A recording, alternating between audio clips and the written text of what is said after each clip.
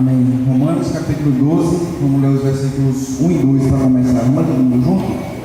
Rogo-vos, pois, irmãos, pelas misericórdias de Deus, que apresenteis o vosso corpo por sacrifício vivo, santo e agradável a Deus, que é o vosso culto racional.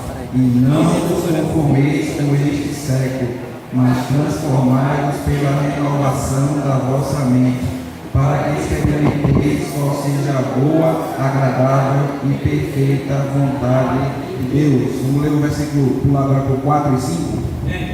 Porque, assim como num só corpo temos muitos membros, mas nem todos os membros têm a mesma função, assim também nós, conquanto muitos, somos um só corpo em Cristo, e membros uns dos outros. E para terminar o versículo 11: no zelo não sejais remissos, sede fervorosos de espírito, servindo ao Senhor. Vamos orar, ler esse segundo, irmãos, o versículo 2. Não vos conformeis, amém.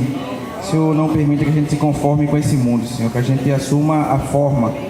Senhor, nós queremos ter a forma de Cristo, Senhor, para que nossa mente possa ser transformada e renovada, Senhor, para que a gente possa entender e experimentar a Tua vontade. Senhor, nossa vontade ela é falha, ela é limitada, imperfeita, mas a Tua é boa, agradável e perfeita. Senhor, nos mostra essa vontade e uma vez mostrada, nos faz seguir nela. Senhor Jesus. Amém? Amém. Esse texto a gente também já tem lido, né? Ele é bem no meio cristão, pelo menos ele é um texto muito conhecido. Fala principalmente esse segundo, né? Que diz para a gente não se conformar, né? E naquela Bíblia, numas Bíblias de outras traduções, ela diz: não vos amoldeis aos padrões desse mundo, né? Então amplia um pouco o horizonte de entendimento. A gente começa a entender o que Paulo, escrevendo aqui aos Romanos, quis dizer quando ele disse isso, que a gente não devia se conformar, porque a palavra que a gente tem, né, o conceito natural de conformar é outra coisa. Parece quando a coisa é mais de aceitar, né? Se acontece uma coisa ruim, se conforme e aceite aquilo. Mas o que ele está dizendo é isso, né? Não tenha forma, não se amolde ao mundo, porque o mundo ele quer nos amoldar. O mundo ele tem uma forma própria. Lá em Hebreus vai dizer que o mundo é como uma enxurrada, né? E apenas aqueles que estão com a mente ancorada em Cristo é que conseguem penetrar além do véu. E a gente sabe disso.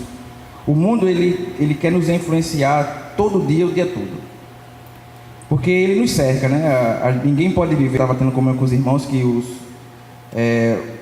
o pessoal da Igreja Católica, né, lá muitos séculos atrás, quando criou aqueles monastérios, eles tinham uma ideia equivocada do que era a santificação. Para eles, santificação era você se afastar daquilo que era secular. Então tinha um lugar, né, um templo, enfim, separado da cidade, ficava no lugar, e tinha um lugar afastado, que era um monastério, onde esperava-se que você tivesse um tempo para meditar e chegar mais perto de Deus, através de afastar-se daquilo que é secular. Mas essa experiência de santificação nunca foi a experiência de Jesus. Muito pelo contrário, ele era santo na massa. Ele era santo estando com as pessoas. Ele não procurava, buscava uma santificação que o afastasse das pessoas, muito pelo contrário. Ele se sentia santo a cada vez que ele encontrava as pessoas e podia de alguma forma ajudá-las, podia levar Deus para elas.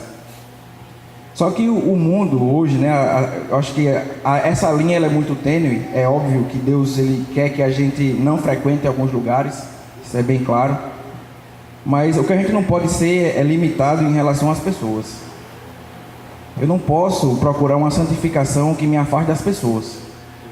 Porque veja, Deus ele não morreu pela doutrina, certo?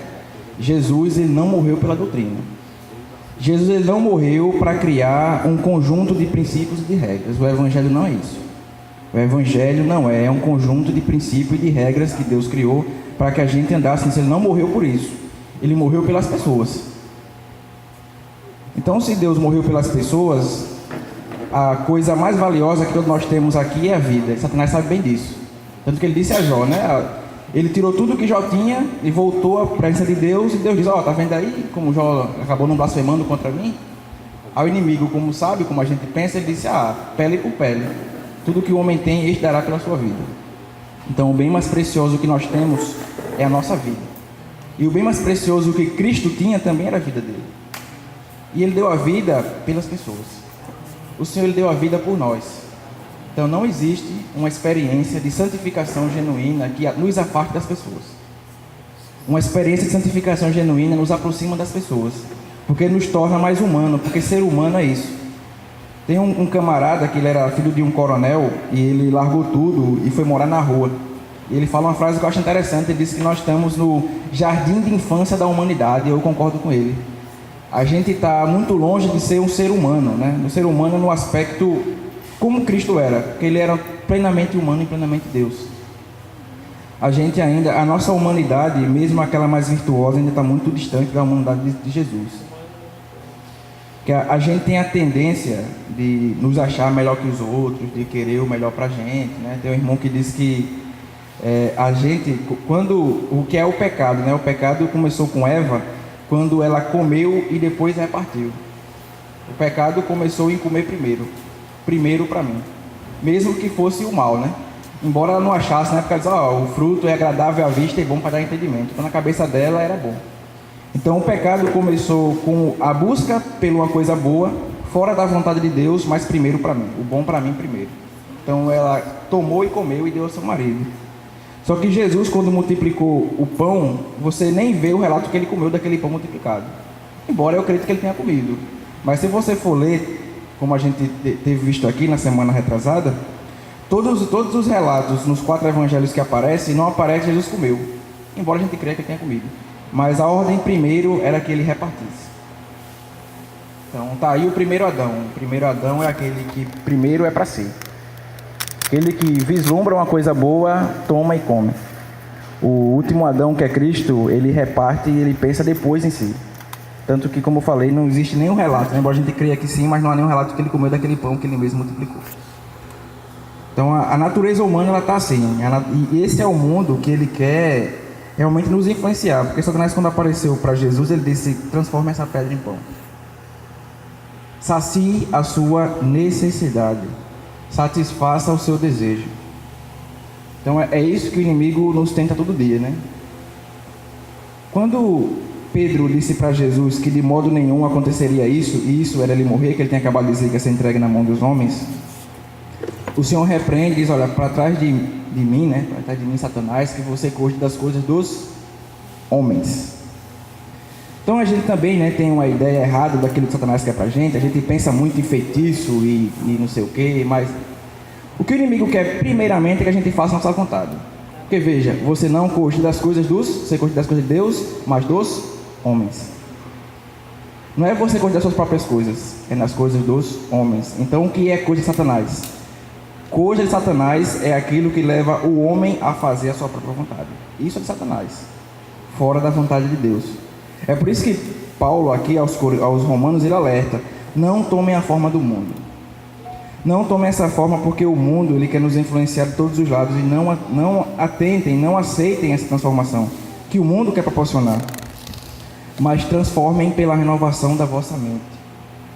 Conversão, né, lá a gente vai ver, né, converter-vos, no cima dessa palavra nos evangelhos, e a palavra grega para evangelho, a gente tem aprendido isso, se chama metanoia. E metanoia significa mudança de mente. Então, o que o Senhor quer fazer em nós é mudar a nossa mente. O Senhor, ele não quer que a gente simplesmente mude os nossos costumes, porque a religião é isso. O que é a religião? Ela se preocupa em mudar os nossos costumes sem mudar a nossa mente e o nosso coração. Então, por isso, quando você começa a fazer parte de uma religião, existe um padrão de vestimenta, existe um padrão de vocabulário, existe um padrão de o que você pode fazer e o que você não pode. Mas muitas vezes não se preocupam em te explicar por que você não deveria fazer isso. Porque o problema é mudar o costume, é mudar o exterior. Só que o Senhor, ele nunca foi esse. O Senhor, ele criticou os fariseus porque eles eram aqueles hipócritas que se preocupavam em limpar o exterior e o interior do prato e do copo. Mas o interior estava cheio de rapina e maldição. Então, os fariseus eram esses camaradas, que eram os camaradas que oravam nas praças, que eram aqueles que quando jejuavam ficavam com a cara empalidecida, né, pálida, para parecer as pessoas que estavam jejuando. Havia-se que esse que chama de filactério, né, que era como se fosse Era um tipo de coisa, a espiral que eles seguravam na mão. E quanto mais quanto mais longo esse espiral fosse, quer dizer que você era um cara que orava mais. Então eles faziam questão de mostrar isso aí, ó. Ainda fazem isso, né? Ainda hoje. Isso começa a enrolar aqui. Isso, um cordão de couro. Isso. Então, cordão de couro que você enrola no braço, e quanto mais longo for o seu filactério, quer dizer que você é um camarada mais dedicado a Deus. Então, tudo é exterior. Mas quando foram prender Jesus Cristo, por que vocês acham que Judas teve que beijar ele? Porque Jesus era tão igual a todo mundo. Se você chegar em qualquer religião agora e você entrar, você vai dizer, aquele cara ali é o líder. Por quê? Porque ele está vestido diferente de todo mundo. Ou se ele tiver vestido igual, ele está numa posição elevada. Ou o cara está no palco, está no centro, enfim. Está de uma forma que leve uma evidência para si. E Jesus não, ele era igual a todo mundo. Exteriormente ele era igual a todo mundo, por isso Judas teve que beijá-lo. Porque se ele tivesse uma roupa diferente, um filactério gigantesco, ou uma aura que brilhasse ao redor dele, todo mundo identificava. Como ele não tinha nada disso, o que importava para ele era interiormente ser diferente, as pessoas não identificavam isso pelo olho. E isso é o que o Senhor quer encontrar em cada um de nós. O Senhor quer encontrar em cada um de nós que as pessoas percebam esse sal e luz, porque a gente foi chamado para ser sal e luz, mas através das nossas atitudes, não através da forma que a gente se apresenta. É óbvio, é claro, que Deus exige de nós um padrão de vestimenta com decência, isso é claro, certo? Mas o que Ele não quer é que a gente seja identificado por como a gente se veste. Ele quer ser identificado como a gente se comporta. Acho que alguns irmãos conhecem essa história, que é uma história que Whitney conta em 2 livros, que ele fala que uns irmãos, eles tinham uma plantação de arroz, e vizinho havia outros ímpios, né, pessoas que não eram cristãs, também tinham uma plantação de arroz. Esses irmãos, eles tinham uma encanação para irrigar essa plantação de arroz que eles tinham. Então, à noite, esses vizinhos, eles começavam a desviar a água. De forma que quando eles chegavam de manhã cedo para trabalhar na plantação, sempre percebia que havia um desvio da água. Só que eles, como não queriam confusão, eles simplesmente tiravam o desvio dos irmãos, voltavam a irrigação deles e continuavam a trabalhar. Só que isso continuou de uma forma que eles se reuniram e pensaram, o que é que a gente pode fazer para resolver isso? O que é que a gente faria? Chamaria a polícia, não era? Não é o certo? Não é o direito? Não é isso? Nós estamos no nosso direito. As pessoas hoje estão cheias de direito, não é isso? A gente está cheio de razão e de direito, mas o razão e o direito não opera o amor. Porque o amor de Deus não trabalha através da razão e do direito, certo? Então eles se reuniram e pensaram, o que nós vamos fazer para resolver? Então eles disseram, nós sabemos, vamos fazer a encarnação deles também. Não é? Olha o oposto. O direito jamais faria isso, a razão jamais faria isso, mas o amor faz isso. Então eles, à noite, para eles não perceberem, os vizinhos não perceberam o que estava acontecendo, eles foram lá e fizeram a encarnação para a plantação do vizinho também. Quando os vizinhos acordaram, e eles sabiam que esses irmãos eram crentes, eles ficaram muito surpresos. Rapaz, alguém fez a nossa encarnação e está vindo do vizinho, então foram eles. Eles foram lá no vizinho e perguntaram, sabiam que era a gente que estava desviando? Eu disse, claro, estava desviando da nossa para de vocês, a gente sabia que era vocês que estavam desviando. Mas e por que vocês nunca fizeram nada? E por que foi que vocês fizeram essa encarnação para a gente? Ao invés de nos denunciar e nos fazer o mal. Disse, olha, porque o Cristo que a gente serve nos ensina a ser assim. Aí os vizinhos disseram, a gente quer conhecer esse Cristo. Agora, não era através do dizer que era cristão, mas era através da atitude. Aquele Mahatma Gandhi, né, que foi aquele pacifista indiano, lutou pela independência da Índia e acabou conseguindo sem dar tiro nem nada, só pelo discurso. Ele é da religião hindu, mas ele dizia que ele admirava a filosofia do Cristo, mas ele não gostava que o testemunho que os cristãos davam. Então isso lá nos anos 50, 40 por aí, ele já percebia que tinha uma inconsistência entre aquilo que os ditos cristãos falavam e aquilo que ele lia na Bíblia, né, porque a tradução cristã todo mundo conhece, falava. E eu creio que é isso que não pode acontecer na nossa vida, as pessoas notarem essa inconsistência. Veja, não que eu diga que não notar, mas a gente não deveria ser assim. A gente deveria ser como Cristo, que diz lá em Atos, aquele que fazia e ensinava. Se a gente é dito cristão, a gente deveria andar em cima das palavras do Cristo, para que as pessoas percebam a diferença. Porque, de novo, nós temos que ter clareza porque nós estamos aqui. Porque se a gente fizer desse domingo amanhã uma tradição religiosa, como se eu não estiver aqui e não tomar o suco de uva integral e comer desse pão aí sem fermento, eu acho que a minha semana vai ser uma semana ruim, ou eu acho que eu não vou ser mais abençoado, ou menos amaldiçoado pelo menos. A gente tem que pedir ao Senhor clareza do que significa e por que nós estamos aqui. A gente não pode fazer dessa reunião aqui, irmãos, uma tradição para que eu venha aqui simplesmente ou cantar os hinos e partir o pão e ouvir a palavra e ir para casa. Mas a gente tem que ter ciência do porquê nós estamos aqui. Eu creio que é esse sentimento que quando o Zé Augusto levantou, ele quis passar. A gente tem que ter clareza porque nós estamos aqui. Porque realmente, senão a gente corre o risco da cadeira ser mais útil do que a gente. Olha, o Senhor ele fala uma coisa interessante para aqueles que eram os religiosos da época. Os que eram religiosos, eles disseram o seguinte: as prostitutas, e se eu chegar para você e disser o seguinte: Messias, as prostitutas da Rua da Areia vão entrar primeiro que você lá no reino dos céus. Ou se eu disser que os corruptos, o pessoal da Lava Jato aí, que está corrupção, vai entrar primeiro que você no reino dos céus. Porque foi isso que Jesus disse para os fariseus: publicanos e meretrizes nos procedem no reino de Deus. E os fariseus eram os caras que se achavam o máximo, porque eles tinham a religiosidade aparente. Mas eles não tinham aquilo que realmente importava, que era a transformação por dentro. Então, a gente tem que ter clareza, irmãos. Um dia eu ouvi o irmão falando uma coisa interessante. Ele disse o seguinte: olha, irmãos, a gente corre o risco de que a gente seja julgado menos fiel a Deus do que Bob Marley. Eu não sei se vocês sabem como é que Bob Marley morreu. Bob Marley era um camarada que ele era da religião Rastafari. Eu não sei bem como é que funciona essa religião, mas enfim, ele era da religião Rastafari. E nessa religião Rastafari dizia-se que o corpo era o ser completo e você não podia tirar nenhuma parte dele. Então Bob Marley pegou uma bactéria no pé. Então o médico chegou e disse: ó, Bob Marley, se você não amputar o seu dedo, você vai morrer, porque essa gangrena vai se espalhar para o seu corpo todo. Isso vai infeccionar, enfim, você vai acabar morrendo disso aí. E Bob Marley, baseado na crença Rastafari dele, disse que não podia fazer isso, porque na crença Rastafari ele é um ser inteiro e não podia tirar uma parte que era o corpo, o dedo. Então ele disse: eu não vou fazer isso não.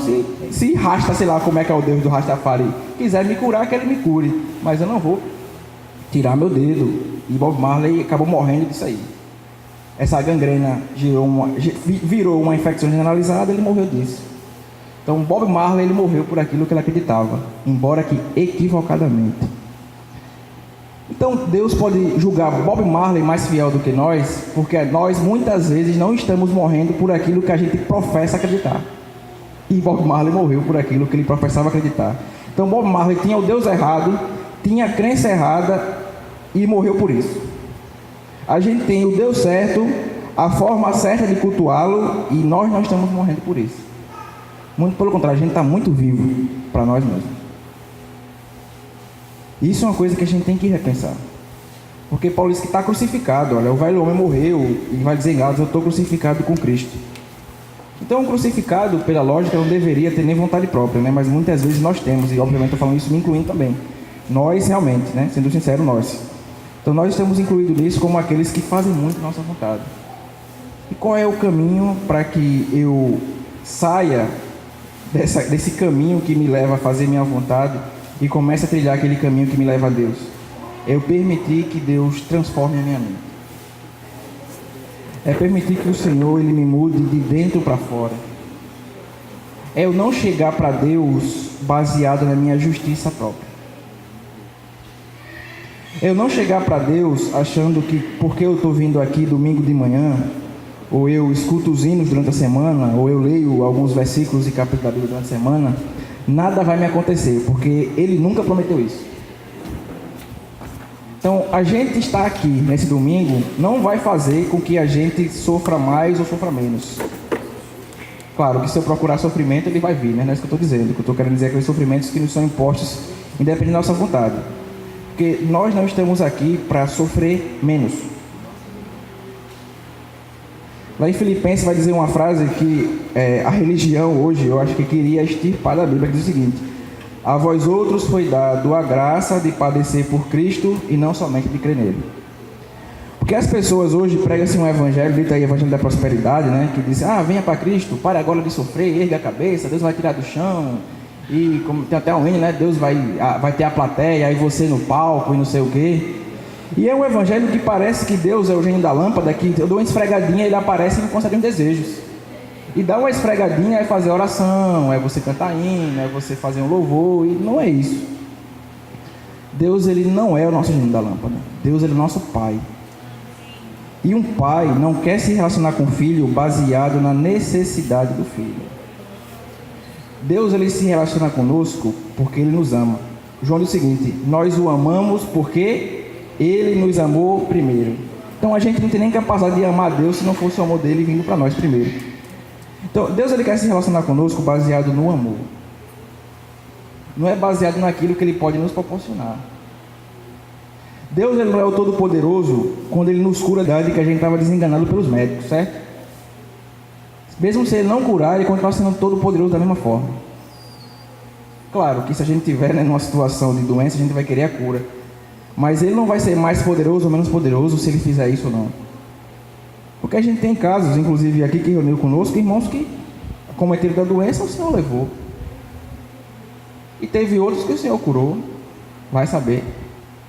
O Senhor, ele é Senhor de tudo. O que nos cumpre é nos sujeitar e experimentar essa boa, agradável e perfeita vontade de Deus.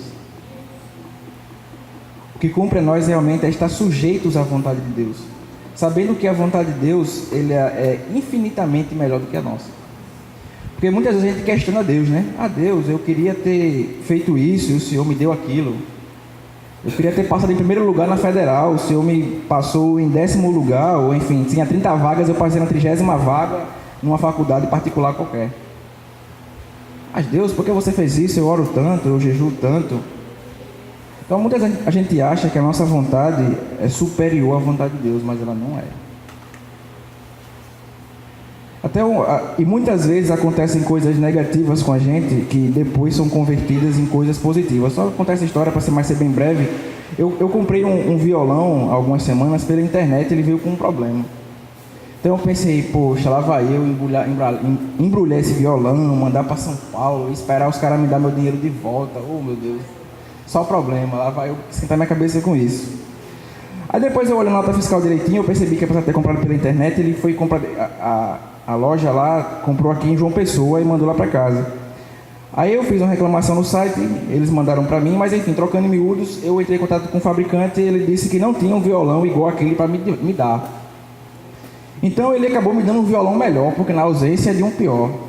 Então eu pensei, poxa, aquilo que para mim era maldição se converteu em bênção. E muitas vezes a gente, quando está dentro do processo de acontecer uma coisa ruim, a gente não consegue ter isso. A gente tem a tendência natural de reclamar. Porque no Egito a gente tinha pepinos, a gente tinha carne, e você nos tirou da terra lá para morrer nesse deserto. Não foi isso que eles fizeram? Ele foi um povo que viu a mão de Deus de forma realmente como nenhum outro povo viu. Foi aquele povo ali que Moisés tirou do Egito. Mas na primeira dificuldade, não. Por quê? Porque o que é que a religião faz? Deus cuida de mim. Se ele me tirou do Egito, que era uma terra onde apesar de eu ser escravo, eu tinha 3 refeições e 2 lanchinhos, aqui no deserto vai ser a mesma coisa. Porque é isso que a religião faz com a gente. Então na primeira necessidade, reclama, não pode, não tem carne, não tem água, não tem comida. E quando Deus supre o pão com o maná e supre a água, né? Com diversas vezes, aquela vez que Moisés fendeu a rocha não foi a única vez que saiu água de uma pedra. Mas quando Deus começa a mandar o maná, as pessoas dizem que aquele pão é vil, porque não é aquilo que eu quero. Então não é a vontade de Deus, é a minha vontade. Nós não estamos aqui, irmãos. Deus não nos converteu do caminho que a gente estava levando para que a gente, a partir de agora, ele suprisse exatamente aquilo que a gente quer. Mas ele nos converteu para que nesse caminho que é ele mesmo, ele nos desse e vai nos dar, já nos deu, né, aquilo que a gente precisa. Então, o Senhor é aquele que quer nos dar aquilo que nós precisamos. Porque o mundo, o que é que o mundo quer fazer conosco? Ele quer colocar na nossa cabeça que nós temos algumas necessidades que na verdade são apenas desejos. Entre desejo e necessidade é uma diferença muito grande. Lembra o tempo que eu estudava, no tempo da faculdade, o professor, numa disciplina lá, ele começou a falar sobre isso, do exemplo do amaciante de roupa. Ele começou a explicar a história de quem criou o amaciante de roupa. Ele disse, olha, criaram na nossa cabeça que a gente precisava lavar roupa com amaciante. E de fato, a roupa fica mais macia. Só que você, quando lava a roupa com amaciante ou não, você fica sentindo, poxa, que roupinha macia, que bom que eu lavei com amaciante. Rapaz, a melhor coisa que eu fiz foi comprar aquele fofo bem consistente, botei aqui, ó, parece que a roupa está sambando no meu corpo. Ninguém faz isso. Porque embora fique mais macia, mas é quase imperceptível a diferença. Só que ele botou na nossa cabeça que você precisa comprar um amaciante, porque senão sua roupa não vai ficar macia, não é isso? Então, embora isso seja uma coisa sem importância, mas o inimigo ele faz isso com a gente o tempo todo. Tenta colocar na nossa cabeça coisas que ele acha que a gente precisa. Mas é só um desejo. Um dia um irmão falou assim para mim, rapaz, a gente ajudou uma pessoa e essa pessoa disse que a gente não ajudou. O que é que você acha da gente falar com ela? Eu disse, você ajudou por quê? É porque você queria o aplauso, a tapinha nas suas costas, um muito obrigado, e aquela mandasse fazer uma faixa e colocasse na frente da sua casa? Ou porque você viu que ela precisava e queria suprir a necessidade? Então veja, a linha é muito tênue. Então muitas vezes a gente faz coisas legítimas e até mesmo o inimigo nos incita para que a gente queira o mérito. E Deus não nos chamou para o mérito. Jesus curava um camarada e dizia o que a ele? Não diga a ninguém não. Olha, eu te curei aqui, não entre na cidade não, vá por fora, não entre na cidade não. Se alguém pergunta, muitos nem sabiam, né? Aquele aleijado, né? Lá no tanque de Betesda, nem sabia quem era Jesus. Aí perguntaram, quem foi que mandou você, se te curou e mandou você sair levando a sua cama, né? O seu leito. Eu disse, nem sei. Só sei que ele mandou me levantar. Então nem o nome ele dizia, porque a gente, quando você for curado, foi Tânia que te curou. Se foi Tânia que te curou, é cura de Naldo, Messias, e a cada vez eu quero o mérito. Porque o ser humano naturalmente ele quer isso. O Senhor diz, olha, vocês são aqueles que buscam a gratidão, o mérito uns dos outros. Jesus ele nunca procurou esse mérito das pessoas. Por isso que ele não se identificava. Então, voltando para esse texto que a gente leu, irmãos, e pegando também naquilo que o Zé Augusto falou, eu creio que a gente realmente tem que ter muita clareza porque nós estamos aqui. E esse 11 que a gente leu diz o seguinte, no zelo não sejais remissos, sejam fervorosos, de espírito servindo ao Senhor. Eu vou ler bem rapidinho um texto aqui, de uma parábola que o Senhor conta, sobre serviço. Diz o seguinte: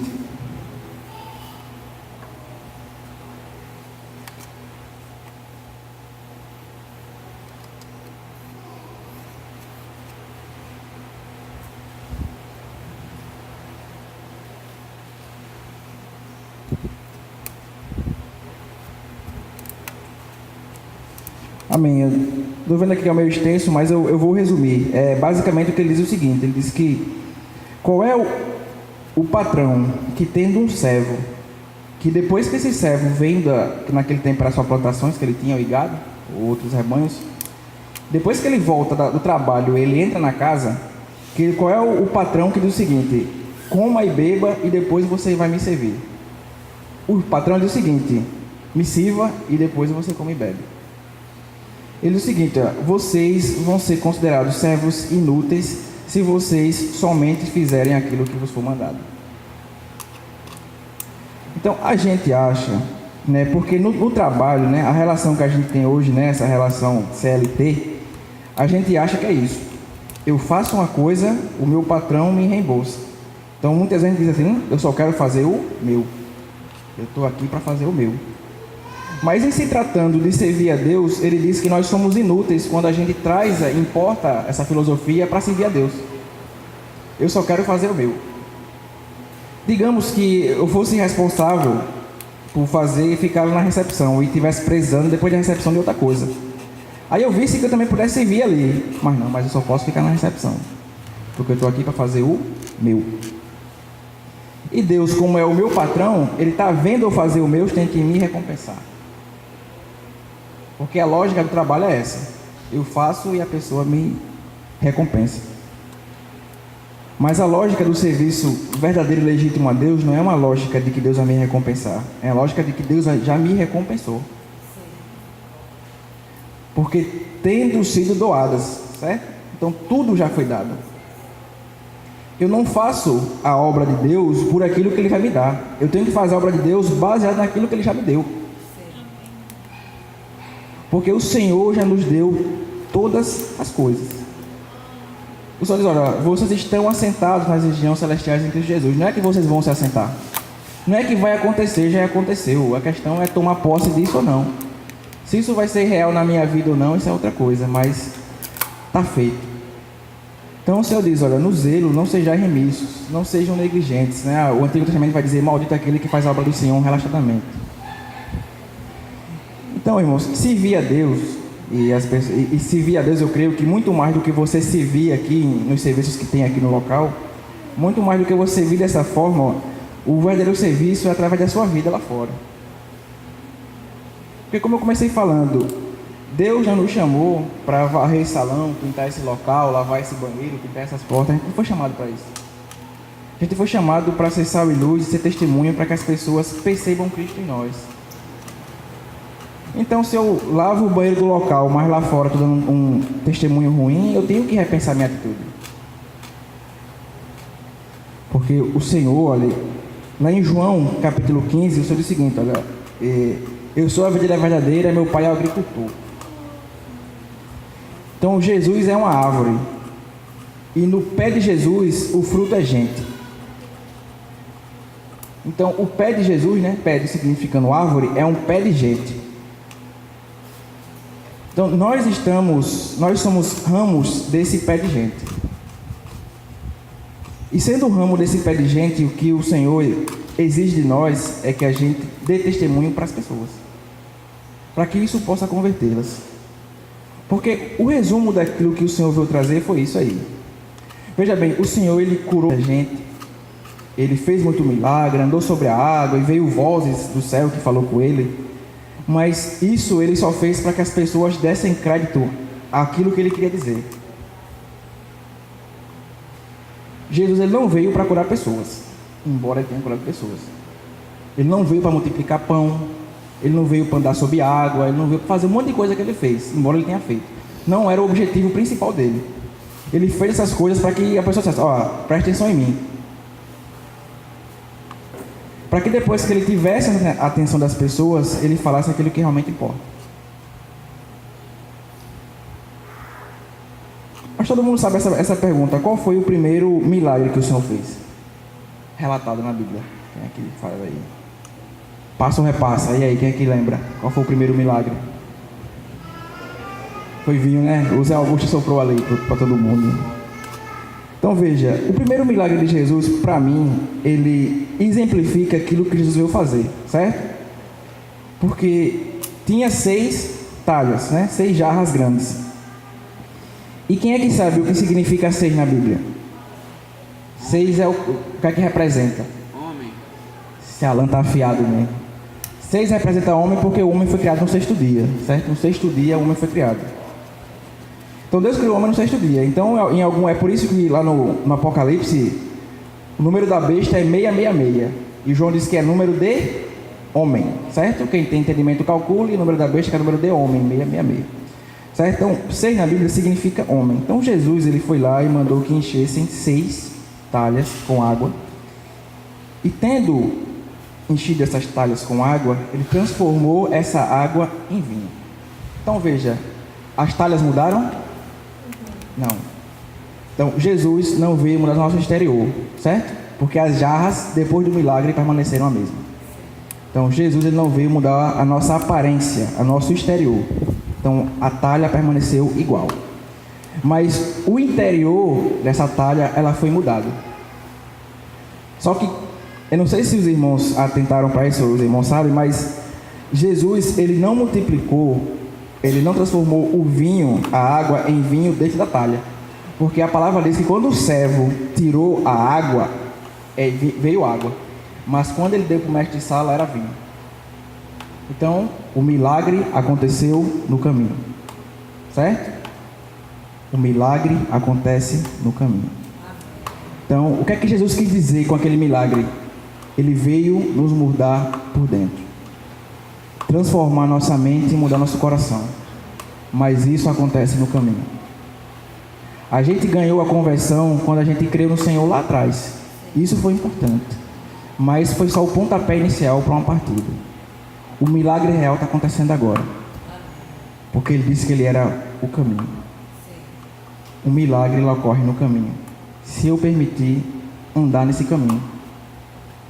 Porque o Senhor disse que eu sou o caminho, a verdade e a vida. Ninguém vem ao Pai senão por mim. Então, o verdadeiro milagre que o Senhor quer operar em nós, irmãos, ele acontece no caminho.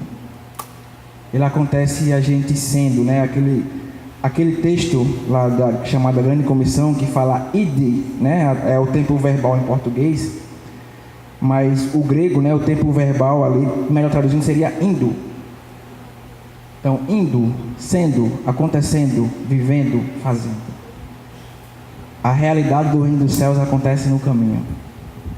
Lá quando a gente creu, aquilo foi muito importante, porque a gente tomou uma atitude, a gente deu aquele passo de fé, se jogou no escuro, se jogou nos braços de Deus, né? A gente estava cantando ontem, né? Soltou o cabo danal, né? A gente soltou o cabo, agora o Senhor está controlando esse barco aí. Eu estou no barco, ele também está, e agora não sou eu que controlo, porque controle, a gente tem falsa ilusão de controle.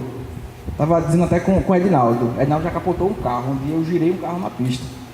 E uma situação horrível. Por quê? Porque você pega a direção e ela não responde. Você freia e não responde. Então, de repente, você vê o carro girar, você começa e, meu Deus, perdi o controle do carro.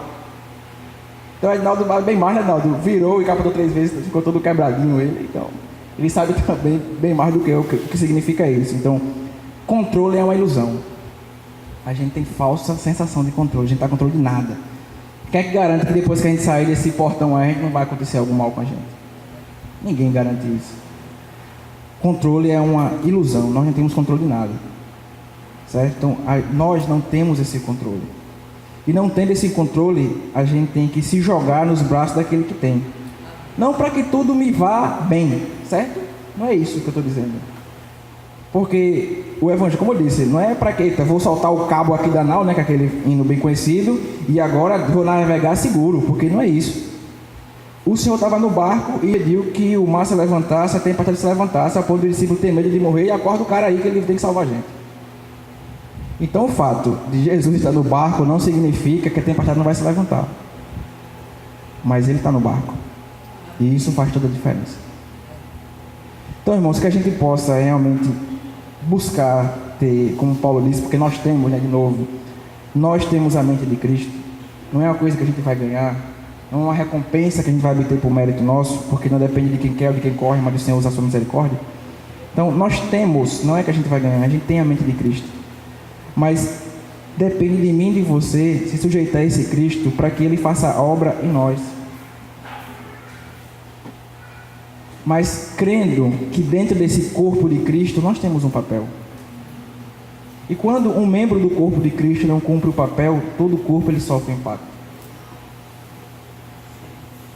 Todos nós temos uma função, porque o Henrique cantou, se és membro, tens dom, se tens dom, tem função.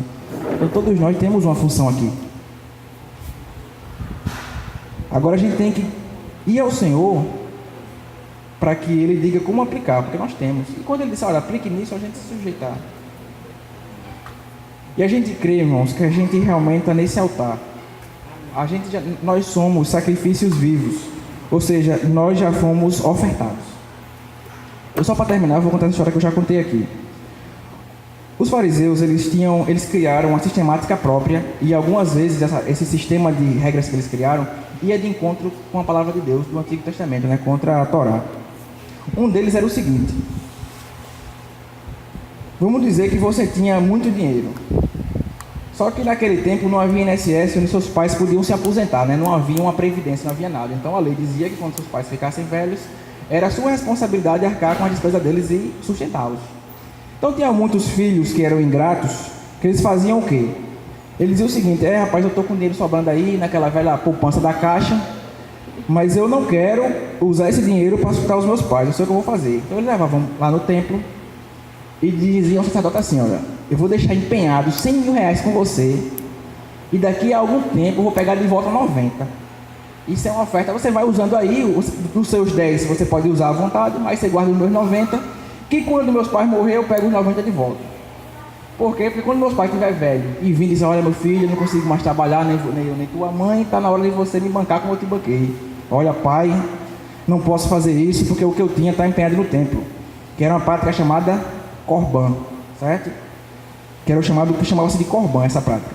Então depois que os pais morriam, essas pessoas iam lá e resgatavam o dinheiro e deixavam uma parte com o sacerdote. Então o Senhor criticava esse método, né? Isso aí que os fariseus eles faziam. E estou dizendo essa história, irmãos, porque muitas vezes a gente se comporta praticando o Corban com Deus, mas não com dinheiro, mas com a gente. Ou seja, a gente canta um hino que fala o seguinte: ó, eu não posso mais parar, a minha vida está no altar, certo? Então, quando Abraão levantou o cutelo que ia matar Isaac, você vê Isaac dizendo alguma coisa: ei, pai, que negócio é isso aí? E vai matar aí assim? Você não vê ele fazendo isso, vê? E ele entendeu. O cara te amar, te coloca embaixo de um monte de tronco, que sabe que é para queimar. Pega um machado e levanta para decepar você. Você não entende o que ele vai fazer? É claro que Isaac entendeu o que Abraão ia fazer. Mas você não vê ele em momento nenhum criticando, porque Isaac é uma figura de Cristo. E o Cristo, ele morre sem reclamar. Certo? Então, nós não podemos praticar o Corban com Deus. O que é isso? Eu estou no altar. E uma vez que eu estou no altar, muitas vezes o Senhor vai nos levar à situação de morte. Não morte física do corpo, mas morte dos nossos desejos, dos nossos anseios, daquilo que a gente acha que precisa. E Deus muitas vezes machado para decepar isso aí.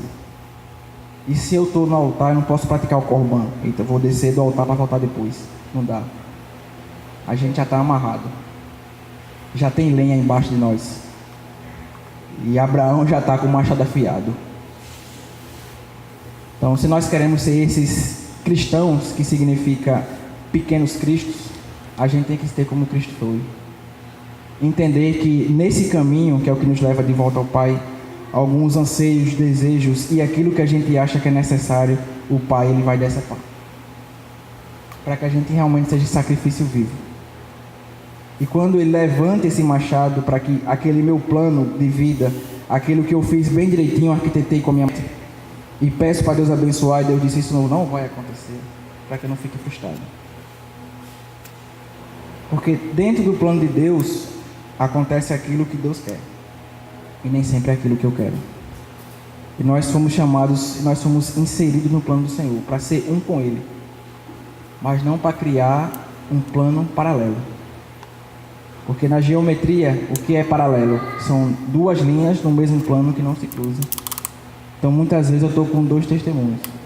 Eu estou com a minha vida aqui e o testemunho cristão aqui. E são duas paralelas. Estão no mesmo plano, eu estou vivendo as duas, mas as duas não estão tendo intersecção. Elas não estão se cruzando. Mas a gente não foi chamado para levar uma vida paralela. A gente foi chamado para levar uma vida de cruz. É minha vontade unida com a vontade de Deus. E eu estou aonde? No meio, sendo crucificado. A gente foi chamado para isso. Está nessa intersecção entre a minha vontade e a vontade de Deus, mas sujeitando a minha dele, para que através dessa morte ela possa produzir vida em quem está ao meu redor. Para que eu possa ter função dentro desse corpo. Porque se esse dedo aqui ele atrofiar e não dobrar mais, ele vai ser uma anomalia. A gente não foi chamado para ser anomalia do corpo. A gente foi chamado para realmente, com o auxílio toda junta, né, como Paulo disse, o auxílio toda junta cresce para o seu próprio crescimento. Jesus é nosso Senhor. Amém.